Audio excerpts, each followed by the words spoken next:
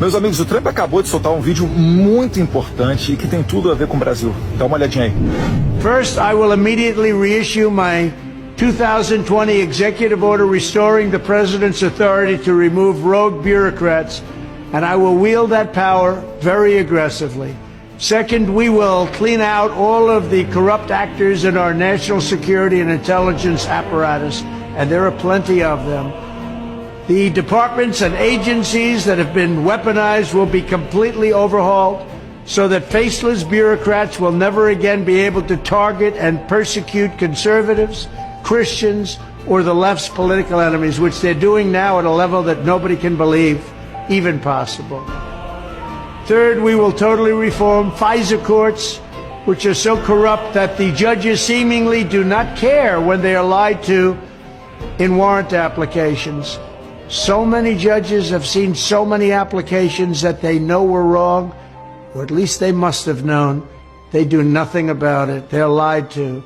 Fifth, we will launch a major crackdown on government leakers who collude with the fake news to deliberately weave false narratives and to subvert our government and our democracy. When possible, we will press criminal charges. Seventh, I will ask Congress to establish an independent auditing system to continually monitor our intelligence agencies to ensure they are not spying on our citizens or running disinformation campaigns against the American people.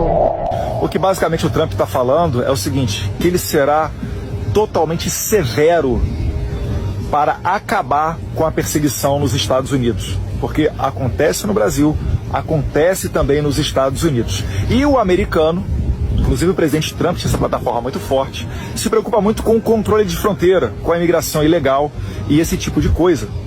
E isso é totalmente conectado com o caso do Felipe Martins. Felipe Martins, ex-assessor especial do presidente Bolsonaro, ficou preso mais de 6 meses no Brasil por supostamente ter viajado aos Estados Unidos, como se isso fosse um crime.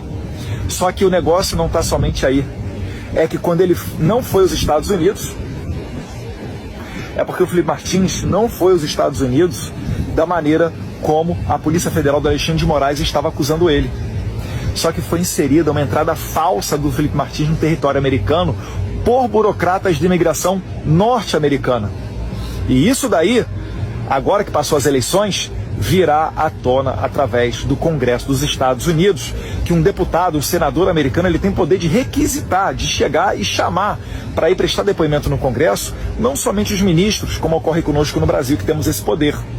Um parlamentar americano pode chamar diversos burocratas, e eu tenho certeza, pegando as informações corretas, requerendo as informações corretas para as autoridades americanas, achando a pessoa que alterou, que falsificou a entrada do Felipe Martins nos Estados Unidos, a gente provavelmente também chegará nas autoridades brasileiras que provocaram os americanos para fazer essa inserção falsa. Isso daí é crime nos Estados Unidos. Isso daí, a gente está falando que as consequências são muito piores do que apenas a autoridade estrangeira perder o seu visto. Então, vamos acompanhar o desenrolar dos próximos capítulos. Nós já estamos dando um feedback para as autoridades americanas, para os deputados e senadores americanos, porque agora, como os republicanos ganharam não somente, né, a Câmara, como deve acabar tendo maioria na Câmara, mas também no Senado, isso amplia o nosso leque de possibilidades de interações e, certamente, né, os americanos não vão deixar passar esse branco, porque se falsificar a entrada de um brasileiro, podem falsificar a entrada de um perigoso terrorista, ou quem sabe limpar dos registros a entrada de um terrorista em solo americano, e isso preocupa o pessoal aqui nos Estados Unidos. Então a gente segue trabalhando com muita transparência, mostrando para você os benefícios que podem vir, né, dessa eleição de Donald Trump, dessa maioria republicana no Congresso, e eu estou falando isso aqui não é por perseguição. O tempo não é de vingança, de dar o troco. O tempo é de muita calma, serenidade, sabedoria e de justiça, sem adjetivo. Não é justiça social, justiça de direita ou justiça de esquerda, não. Apenas fazer o correto, o justo, seguir as leis. É tempo de liberdade.